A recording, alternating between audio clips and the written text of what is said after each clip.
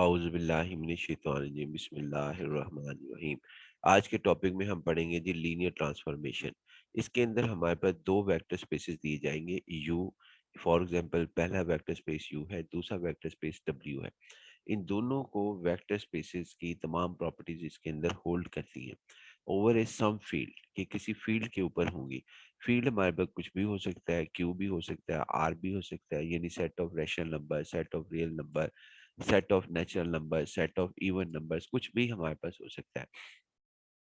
Set हमारे पास उसके बाद क्या कहते हैं, जो भी फील्ड हमारे पास लिखा जाएगा उसके ऊपर फिर हमने एक मैपिंग डिफाइन की टी।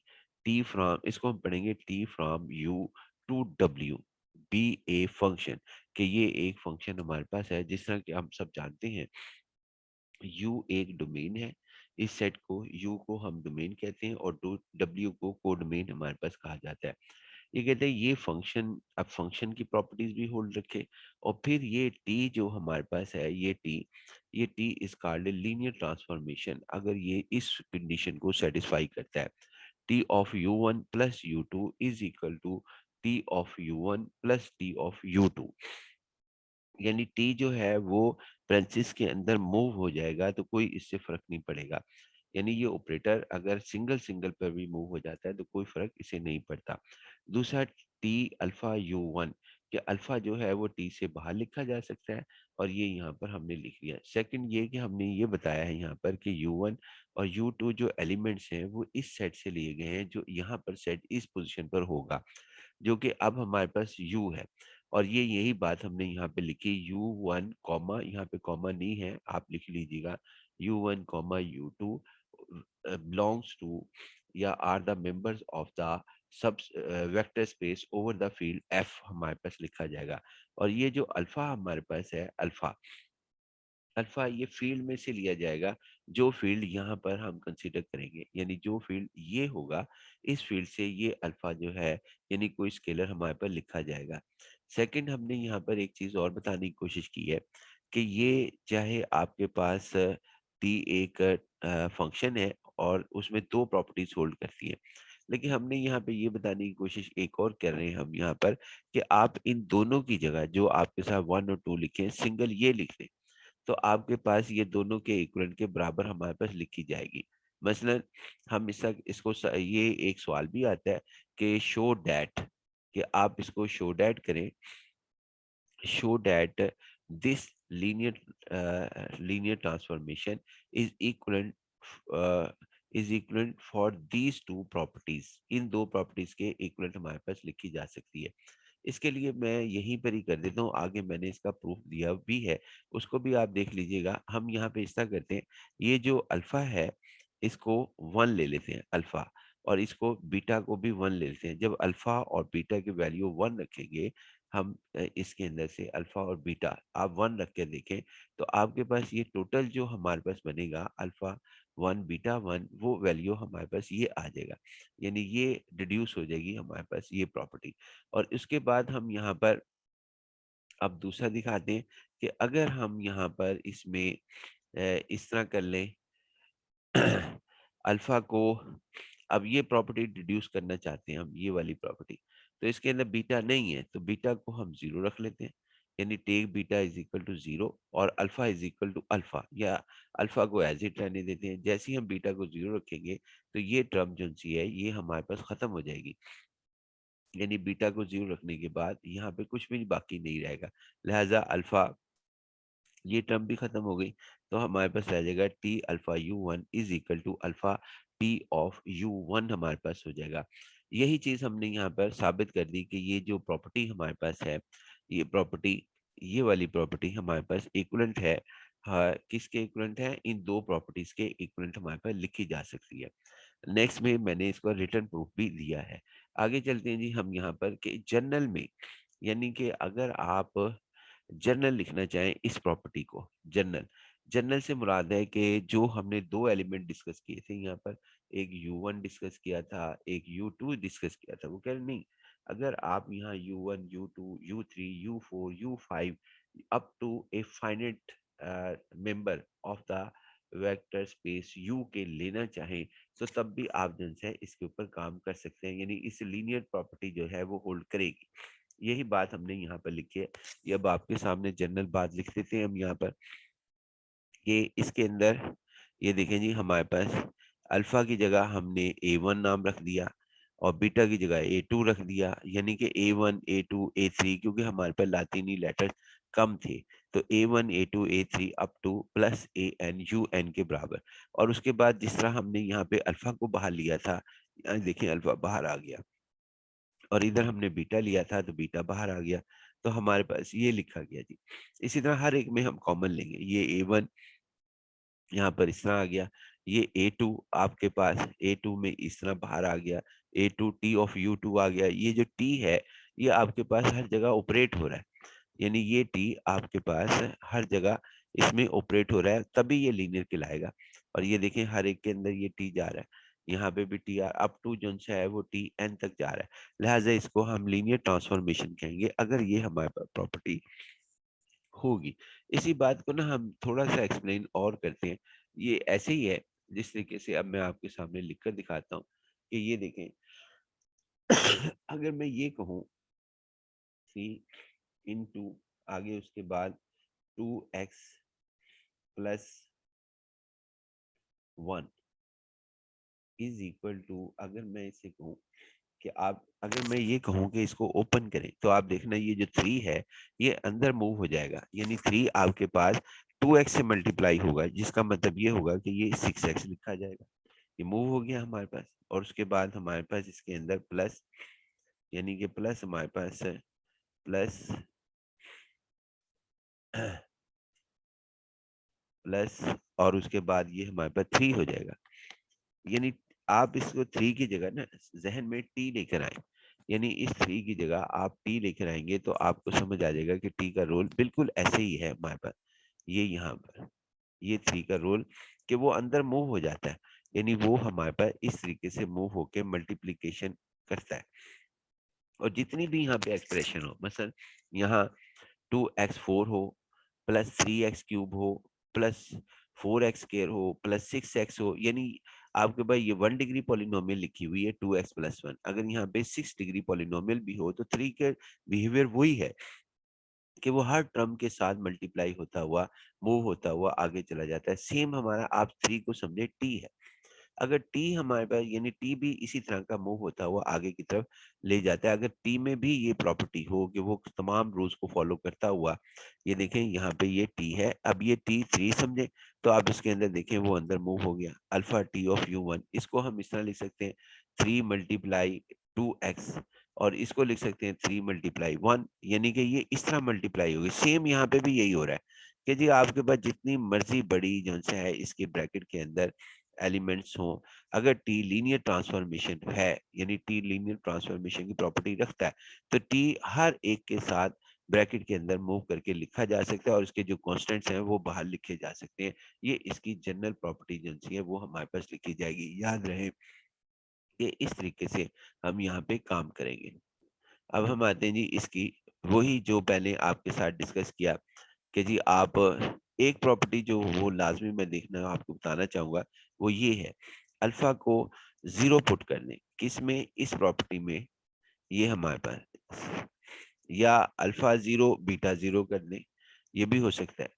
यानी जो प्रॉपर्टी मैंने आपके सामने रखी उसके अंदर, ये मैं दिखा भी देता हूँ आपको, दोनों सूरत हाल में हमारे पास ये होता है।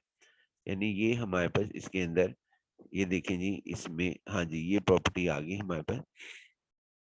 आप इसके अंदर यूं भी कर सकते हैं कि ये अल्फा को भी 0, इस प्रॉपर्टी को हासिल करने के लिए जो मैं आपसे डिस्कस करना चाह रहा हूँ, बीटा भी 0 डिड्यूस करना चाहता हूँ, अल्फा भी 0 बीटा भी 0, जब हम तमाम को 0 रख देंगे, यानी तमाम के अफराद को हम जिनसे है यहाँ पे 0 रख डालेंगे, तो होगा क्या, यानी इधर भी अल्फा 0 आ जाएगा, बीटा भी 0 आप कर दें यहाँ पर, यानी इन दोनों की वैल्यू, सब वैल्यूज को 0 कर दें, तो आपके पास ये कंडीशन जो बनेगी वो हमारे पास अल्फा बीटा को 0 रख लेने के बाद 0 आ जाएगा। देखना टी के साथ, इस टी के साथ भी ब्रैकेट के अंदर 0 आ जाएगा, और यहाँ पे तो 0 इसका जवाब आएगा, यहाँ जो मर्जी आंसर हो, इधर भी जवाब 0 हो जाएगा, तो जी टी ऑफ जीरो की सूरत हाल ऐसे होगी, T of zero is equal to zero.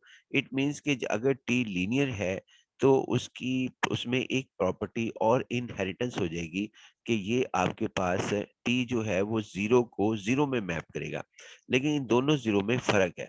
जो पहला जो ब्रैकेट के अंदर जीरो है हमारे पास, ये वाला जीरो, इस जीरो को हम इसके साथ यानी रिलेट करेंगे जो यू है, ये यू का एलिमेंट है। और जो ये जीरो आपके पास है, ये जीरो आपके पास है यहाँ पर W का एलिमेंट है। ये दोनों जीरो में फर्क लाजमी याद रखिएगा।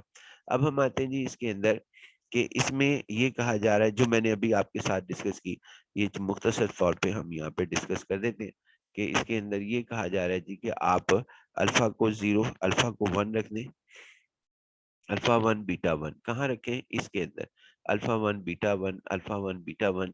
तो वो कह रहा है कि आपके पास ये प्रॉपर्टी होल्ड हो जाएगी, जो पहली प्रॉपर्टी डिड्यूस होनी है, T of U one plus U two, T of U one plus T of U to.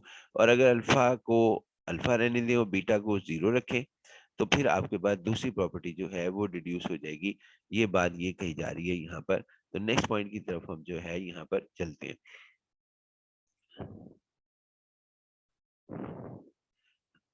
ये नंबर 3 पॉइंट्स के अंदर भी यही बात की जा रही है कि अल्फा को जीरो रखने, इसमें जो अभी हमने लिखा अल्फा को अल्फा बीटा को जीरो, तो ये हमारे पास लिखा जाएगा। तो ये डिड्यूस होगी नहीं हमारे पास प्रॉपर्टीज। एक और प्रॉपर्टी इसने बताई है कि अल्फा को माइनस वन रख लें और बीटा को वन रख दें। इसमें जो हमारे पास टी और T into alpha U plus beta W is equal to alpha T of U plus beta T of W में जो आप बैक करके देख सकते हैं। अल्फा को माइनस वन इसमें रखना है और बीटा को वन रखना है। तो ये कह रहा है कि फिर सूरत हाल ऐसे भी लिखी जा सकती है, यानी U two minus U one जो वेक्टर हासिल होगा, U two minus one U आपके पास यू वेक्टर स्पेस में U two minus U one जो एलिमेंट हासिल होगा, उसको आप इस तरीके से भी लिख सकते हैं, T of U two minus T of U one. या और उसी की तरह अल्फा को माइनस वन रखें और बीटा को जीरो रखें। जैसा हमने यहाँ पे अल्फा को अल्फा लिया था, अल्फा को कहा जा रहा है कि आप जन सा है वो माइनस वन रख लें, बीटा को जीरो रख लें। तो आपके पास क्या कहते हैं, ये सूरत हाल यानी T of alpha U plus beta U two is equal to alpha T of U one plus beta, zero को मैं बीटा पढ़ रहा हूँ, टी ऑफ यू टू जो है वो इक्वलेंट इसके होगी। लिहाजा ये हमारे पास क्या कहते हैं, ये बता रहा है, यही है जो हम पहले डिड्यूस कर रहे थे कि इस तरीके से हम जो है यहाँ पर इसको कर सकते हैं। अब हम इसकी एक एग्जांपल करते हैं कि कौन कौन सी प्रॉपर्टीज जो सी हैं वो होल्ड करती हैं हमारे पास लीनियर ट्रांसफॉर्मेशन। ये टी जो सा होगा, ये देखें टी एक रूल का नाम है। इस रूल के अंदर आप जहन में रखिएगा कि ये जरूरी नहीं है कि आपके पास टी जो हमारे पास है उसका नाम टी ही हो। यहाँ पे टी की बजाय आपके पास कोई भी नाम रखा जा सकता है। सेकंड ये कि यहाँ पे अब दूसरी पोजीशन, ये जो दो नुक्ते हैं आपके पास, यानी कि दो नुक्ते से आपको नजर आ रहे हैं ये दो नुक्ते, ये हमारे पास क्या कहते हैं, ये इसको हम पढ़ते हैं टी फ्रॉम। अच्छा, इस टी की जगह जो है वो आप एच रख सकते हैं, आप डब्ल्यू रख सकते हैं, आप इसका नाम कुछ भी रख सकते हैं, बस वो नहीं रखना जो सवाल के अंदर नाम पहले से शामिल हो गया हो। सेकंड हमारे पास क्या कहते हैं, यहाँ पर आर क्यूब लिखा हुआ है। ये जो आर क्यूब है ये हमारे पास कहलाती है डोमेन, ये डोमेन है। लेकिन ये आर क्यूब भी वेक्टर स्पेस की तमाम प्रॉपर्टीज को होल्ड करता है। इसी तरह ये एक और वेक्टर स्पेस है, ये डोमेन कहलाएगी, को डोमेन कहलाएगी, सॉरी। तो को डोमेन से ये इसको हम पढ़ेंगे, इस सारे को पढ़ेंगे, T from R cube to R cube is a linear, क्योंकि इसने कहा शो डैट, अगर शो डैट कह दिया तो इसका मतलब, और साथ कह रहा है कि लीनियर ट्रांसफॉर्मेशन आपने इसको साबित करना है। तो अगर इसने लीनियर ट्रांसफॉर्मेशन कह दिया है तो इसको हम लीनियर ट्रांसफॉर्मेशन ही साबित करेंगे और ये हो जाएगी इंशाल्लाह। रूल क्या है जी हमारे पास, रूल इसके अंदर ये है कि इसके अंदर तीन एलिमेंट्स, यानी आर क्यूब में से, आर क्यूब में किस किस्म के एलिमेंट मौजूद है जी, वो मैं आपको दिखा देता हूँ कि आर क्यूब के अंदर किस किस्म के एलिमेंट्स मौजूद होते हैं। यहाँ देखें जी हमारे पास इस तरीके से आर क्यूब के अंदर मौजूद होते हैं। आर क्यूब के सेट में हमारे पास से ये देखें यहाँ पर वन, और उसके बाद फॉर एग्जांपल -3, और फॉर एग्जांपल 2, और फिर उसके बाद कॉमा, देन एक दो एलिमेंट्स और लिख लेते हैं हम यहाँ पर। इसके अंदर है 2 और उसके बाद कॉमा, और फॉर एग्जाम्पल इसी तरह के एलिमेंट्स हमारे पास होते हैं 6,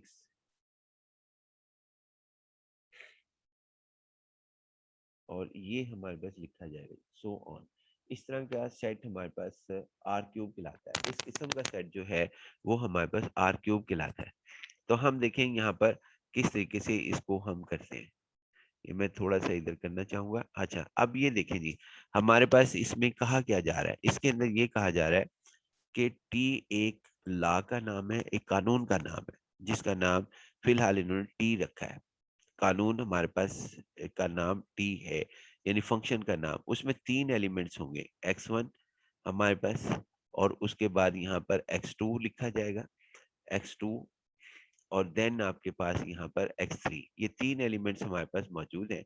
ये कहाँ से ये तीनों एलिमेंट्स लिए हैं? ये लिए हैं हमने आर क्यूब में से, यानी आर क्यूब में से ये 3 एलिमेंट जो हैं वो हमने इधर पिक किए हैं। ये यहाँ पे ये कहा जा रहा है इसमें से, इस आर क्यूब में से, इस आर क्यूब में, और इस आर क्यूब की स्टेट जो सी है वो ऐसी है कि इसमें हजारों लाखों एलिमेंट ऐसे पड़े हुए हैं, 1 - 3 2 2 4 6, लाखों इस तरह के। और आप भी बना लें, आप भी बना सकते हैं कोई भी, यानी इस तरह के 3 पेयर जो हैं वो आप बना सकते हैं। अब यहाँ पे क्या सूरत हाल कही जा रही है, कानून क्या बताया जा रहा है, जो सबसे पहला लॉ बताया जा रहा है मैथ की जबान में, कि भी x1 - x2 किया जाएगा। अब इसको कैसे बयान करें जी हम, x1 - x2 जो है वो यहाँ पर करने को कहा जा रहा है। इसका मतलब है कि पहले एलिमेंट में से दूसरा एलिमेंट निकाल दो। मिसाल के तौर पर अगर हम ये कहते हैं इसको, इसमें ये फर्स्ट एलिमेंट 2 है आपके पास, और इसमें सेकंड एलिमेंट 4 है, तो 2 - 4 करने को कहा जा रहा है इसके अंदर। यानी आपको जो कहा जा रहा है वो ये कहा जा रहा है कि जी आप इसका मतलब ये है कि इन दो पोजीशन से आप यहाँ पे निकाल दें और इसका रिजल्ट लिख दें कि क्या हमारे पास रिजल्ट होगा। तो इसका रिजल्ट होगा जी 2 - 4 का रिजल्ट -2 होगा। उसके बाद फिर ये क्या कहा जा रहा है जी हमारे पास इसके अंदर, ये मैं अभी आपके सामने लिख भी देता हूँ, लिख दूंगा अभी इसके अंदर कि ये हमारे पास इसमें आपके साथ इस तरीके से कहा जा रहा है। नेक्स्ट आते हैं जी हमारे पास इसके अंदर कि इसमें, यानी इसमें क्या कहा जा रहा है, इसमें कहा जा रहा है कि जो ये दो पोजीशंस हैं, यानी ये जो पोजीशन है x1 x2 x3, इन पोजीशंस को में से सेकंड पोजीशन में से थर्ड पोजीशन सब्ट्रैक्ट कर दो। ये बात यहाँ पर मेंशन की जा रही है इसके अंदर। अब वो क्या मतलब है, इसको अगर आसान समझाना चाहूँ तो वो ये है कि इसकी ये है 2 4 6, इसमें सेकंड पोजीशन कौन सी है, 4 है। 4 में से 6 को सब्ट्रैक्ट कर दो, ये कहा जा रहा है। x2 का मतलब है सेकंड पोजीशन, x3 का मतलब है थर्ड पोजीशन। अब इसमें सेकंड पोजीशन 4 है और ये 6 है, तो इसका जवाब क्या होगा, 4 - 6 का जवाब ये हमारे पास होगा जी इधर, 4 - 6 का जवाब -2, -2 हमारे पास जवाब होगा। तो ये यहाँ पर कहा जा रहा है, तो लिहाजा हम इसका कर देंगे। लेकिन अगर मैं ज़बानी कहता हूँ तो आप फौरन कर देते हैं कि 4 में से 6 को सब्ट्रैक्ट कर दो, फौरन कर देते हैं ये। लेकिन यहाँ रिटन फॉर्म में मैथ की लैंग्वेज में लिखा जा रहा है कि 4 - 6 कर दें। उसके बाद हम आते हैं जी इसके अंदर कि नेक्स्ट क्या कहा जा रहा है। नेक्स्ट ये रूल बयान किया जा रहा है कि x1 एज इट लिख दो, यानी x1 एज इट लिख दो, यानी x1 हमारे पास क्या है जी, वो 6 है। x1 जो है वो हमारे पास 6 है, कह रहा है 6 को एज इट लिखो, तो ये t of x1 x2 x3 का आंसर होगा। यानी मैं अब आसान वर्ड्स के अंदर अगर मैं इसको यूं बयान कर दूं तो ज्यादा बेहतर होगा कि हमारे पास ये देखें जी, t ऑपरेट हो रहा है हमारे पास 2 4, फॉर एग्जांपल 6, ये हमारे पास हुआ, तो इसका आंसर ये होगा, ये आंसर होगा जी हमारे पास 2 2 -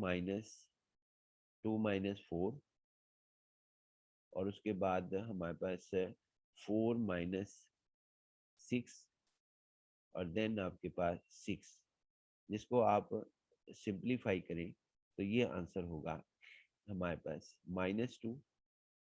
-2 और फिर उसके बाद हमारे पास होगा -2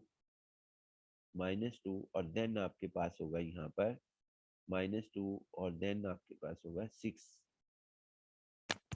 ये आंसर हमारे पास लिखा जाएगा किसका जी? ये हमारे पास आंसर इसका लिखा जाएगा।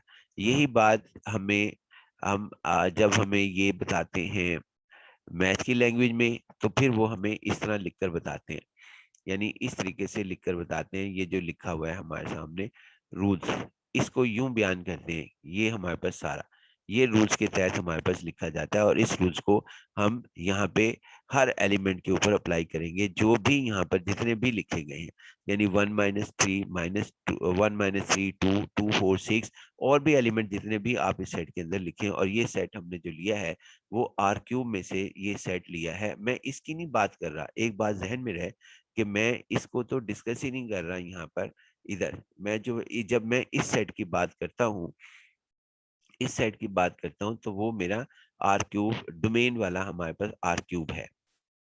अब हम आते हैं जी कि इसी बात को इन्होंने किसी और तरीके से भी लिखा, यानी ये सब चीजें इन्होंने कहा जी एक्स वाई जी लिख दें आप इसका नाम, एक्स वाई जी, यानी 3 एलिमेंट जो उनसे हैं वो लें। पहले ये x माइनस वाई कर दें, यानी फर्स्ट में से सेकंड सबट्रैक्ट कर दें, फिर कॉमा यूज करें।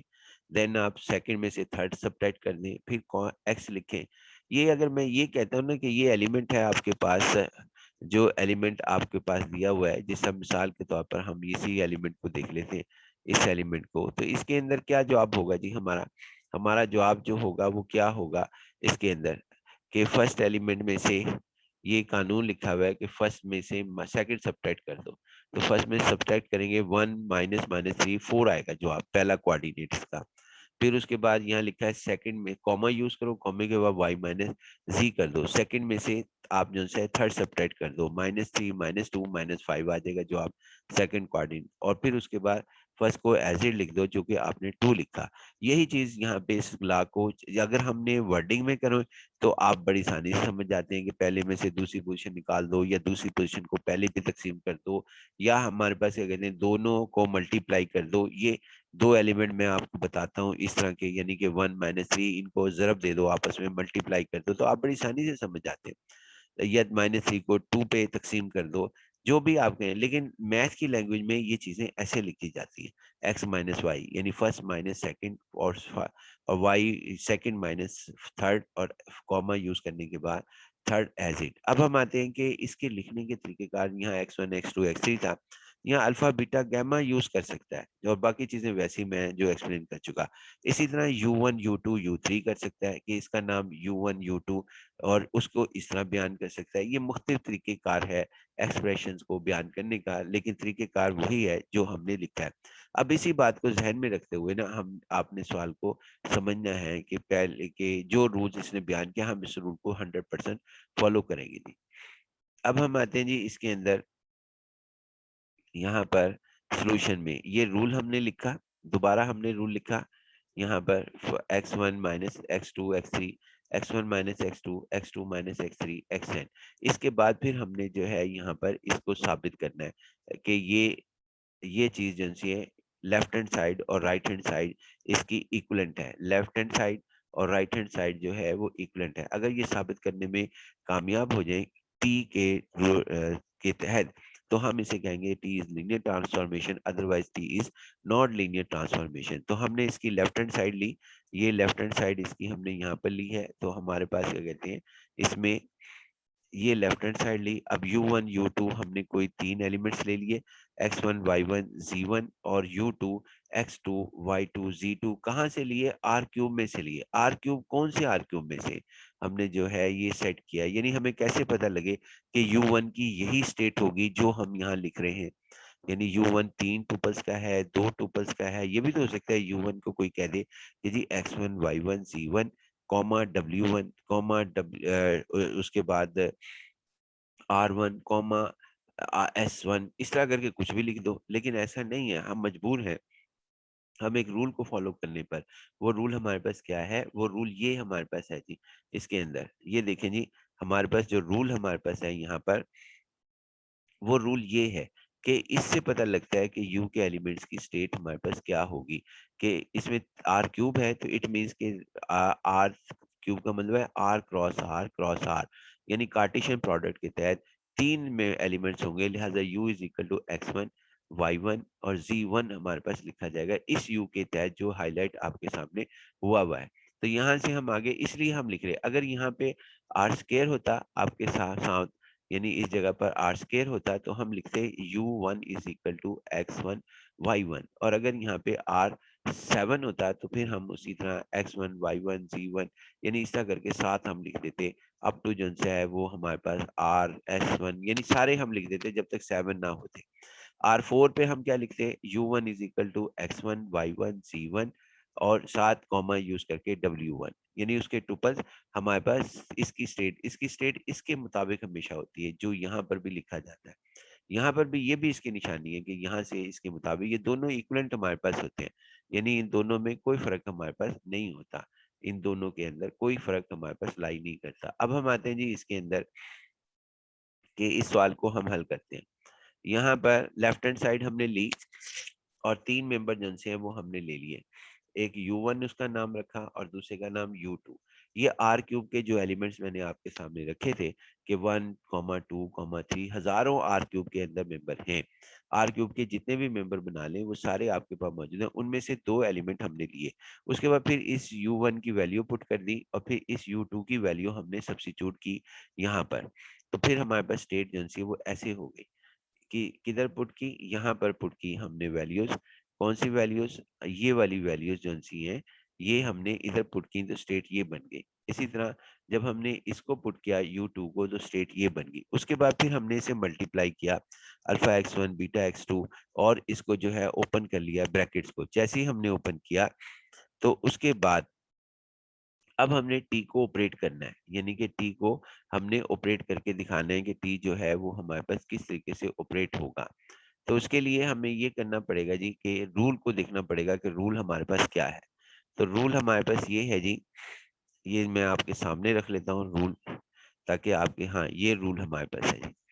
इस रूल के अंदर साफ तौर पे लिखा हुआ है कि पहली पोजीशन को दूसरी सब पोजीशन से सब्ट्रैक्ट कर दो। अब इसमें पहली पोजीशन कौन सी है हमारे पास, यानी कि इसमें से लेफ्ट हैंड साइड में जब आप इसके अंदर की ब्रैकेट्स को जितना सिंप्लीफाई कर सकते हैं वो कर लें तो फिर टी को ऑपरेट करना है, क्योंकि प्रेफरेंस हमारे पास ये है।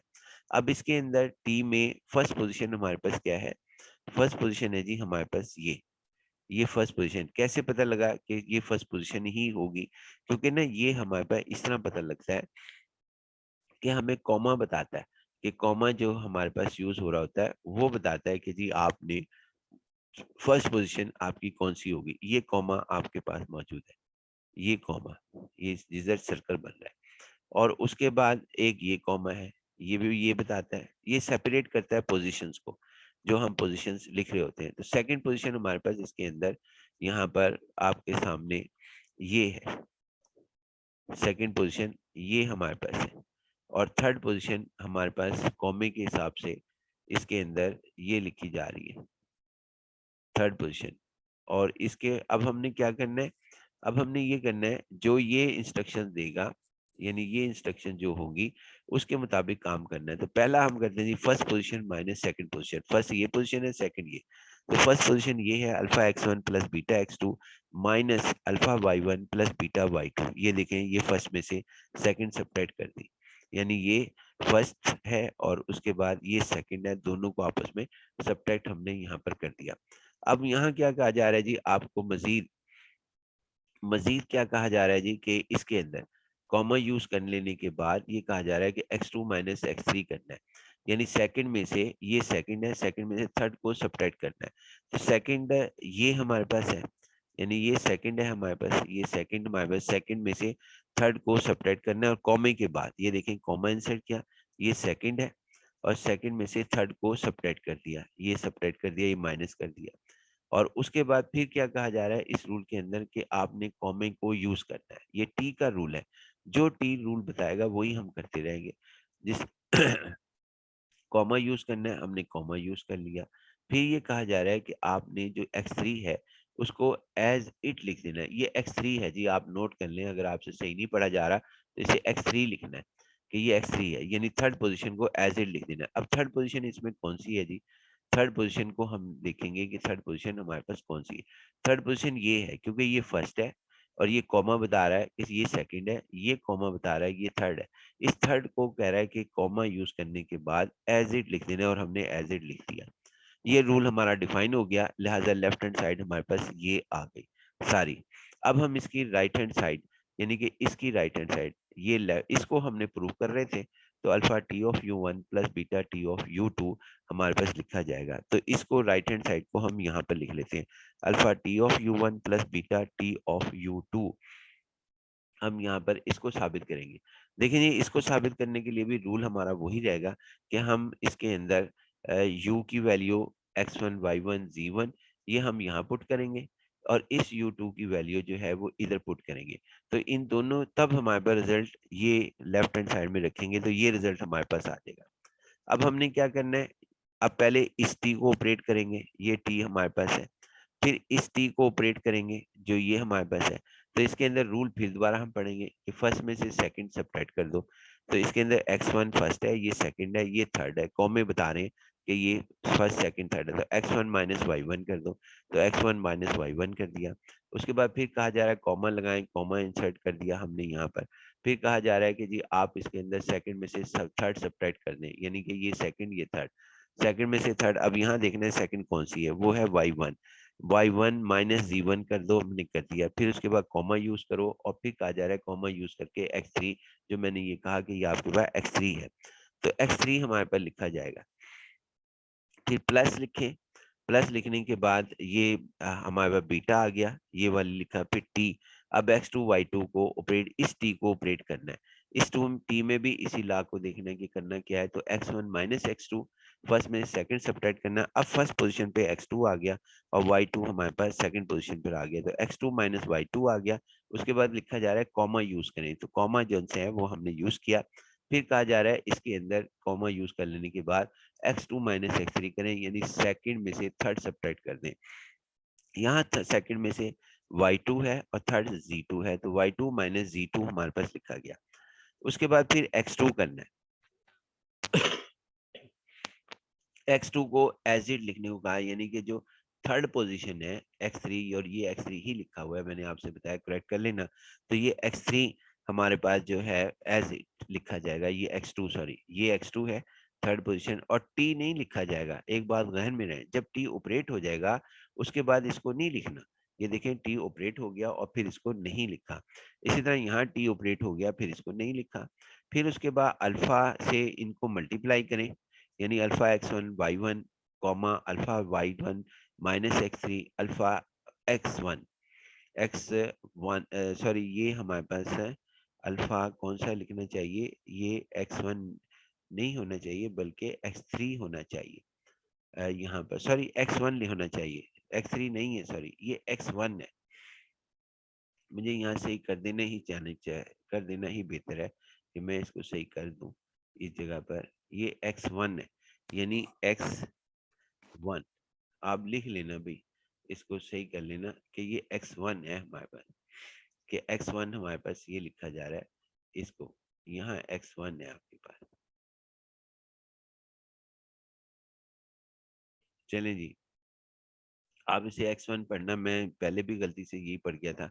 चलिए आप सही कर लीजिएगा कि यहाँ पर आपके पास फर्स्ट पोजीशन एज इट लिखी जाएगी, यानी कि ये इसके अंदर फर्स्ट पोजीशन हमने एज इट लिखी। ये पोजीशन यहाँ नहीं आ रही, बल्कि यहाँ पर ये वाली ये पोजीशन जो है, मैं दोबारा करेक्ट कर देता हूँ, ये पोजीशन इधर लिखी जा रही है फर्स्ट पोजीशन, क्योंकि इसके मुताबिक x1 है। इसी तरह यहाँ पर जो है ये x1 ये पोजीशन है, और ये पोजीशन इधर लिखी जा रही है, ये x1 है। इसी तरह x2 जो है वो पोजीशन यहाँ लिखी जा रही है। बहरहाल इसके बाद फिर हमने इसे मल्टीप्लाई किया अल्फा के साथ, इधर अल्फा के साथ हमने मल्टीप्लाई किया, इसमें अल्फा के साथ अल्फा से मल्टीप्लाई किया, और उसके बाद हमने और इसको बीटा से मल्टीप्लाई किया और इनको ऐड कर दिया। जब हमने ऐड किया तो हमें मालूम हुआ कि हमारा क्या कहते हैं, लेफ्ट हैंड साइड और राइट हैंड साइड दोनों इक्वलेंट आ गई है। आप बेशक चेक भी कर लेना यहाँ बैठ के कि आपके पास ये हमारी लेफ्ट हैंड साइड थी, यानी ये लेफ्ट हैंड साइड हमारे पास है, ये लेफ्ट हैंड साइड हमारे पास लिखी गई। वही चीज हमारे पास राइट हैंड साइड में आई, left hand side is equal to right hand side हमारे पास होगी, ये हमारे पास लिखी जाएगी। लिहाजा ये लेफ्ट हैंड साइड और राइट हैंड साइड इक्वलेंट है, तो हम यहाँ कह सकते हैं कि टी जो है वो हमारे पास लीनियर है। यानी लीनियर हमारे पास टी जो है वो, इसको हम कहेंगे T is linear transformation from R cube. T is linear transformation हमारे पास आर क्यूब। और उसके बाद एक हम नोट लिख लेते हैं कि नोट क्या है कि स्क्वायर रूट जो होगा